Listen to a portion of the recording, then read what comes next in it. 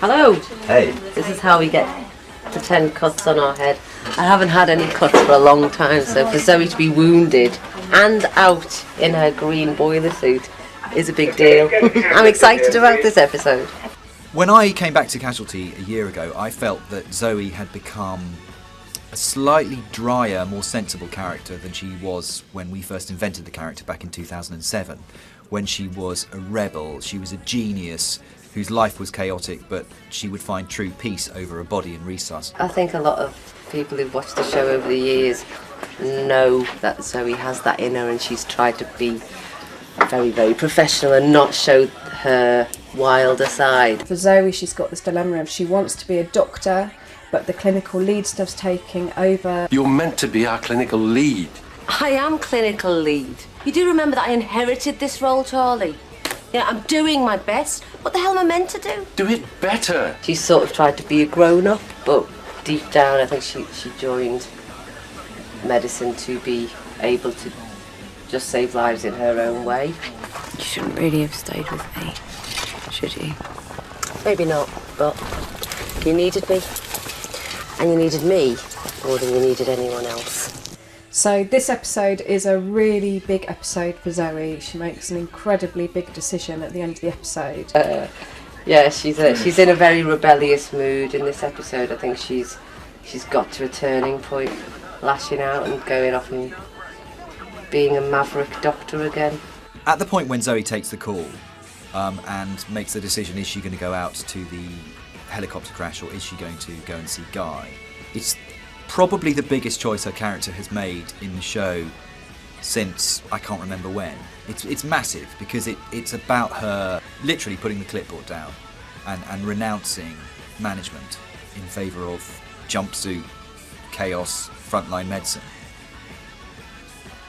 So we've got Zoe being a bit of an action girl in this episode. In a nutshell, a family go up in a helicopter that crashes at the bottom of a cliff, which is very unstable.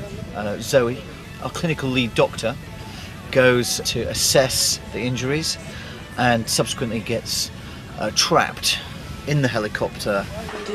I call it a little Tomb Raider style outfit, like it's to be a bit gung-ho. And of course she loses the heels. Huge footwear decision for Zoe, having to put these big boots on.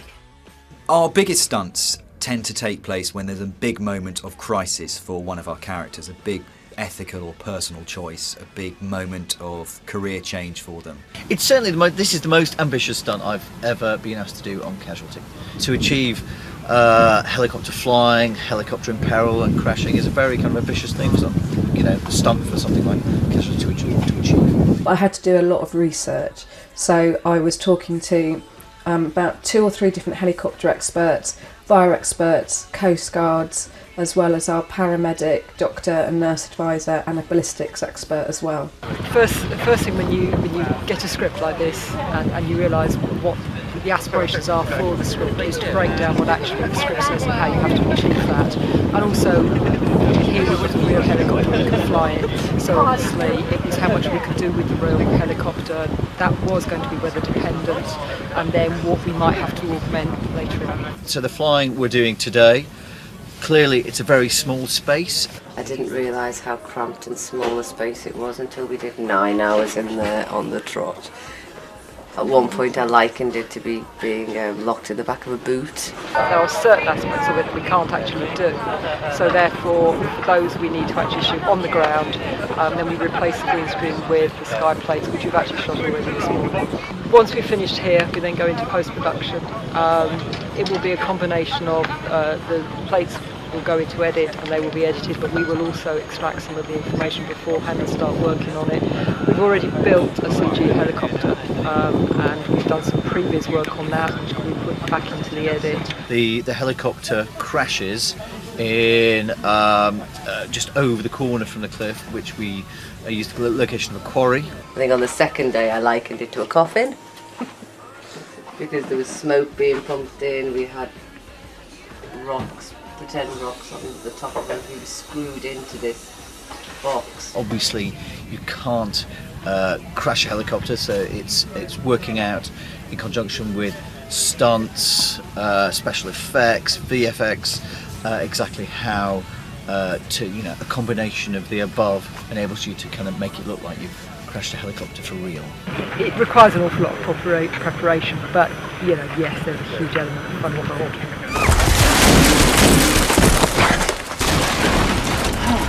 This particular episode is huge, and when I first watched it in the cut, I nearly wet myself. Even when you see the thing that leads to the helicopter crashing, it completely takes you by surprise.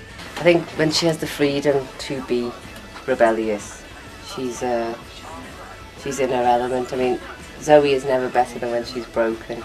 So the more we break her, the better she gets. We needed you here. I didn't feel needed. Just wanted to do something right. We felt that it was time to do something really, really massive in Zoe's life, to give her a huge professional dilemma, and the ramifications will be felt on screen for about the next year. That's me done. That's me done.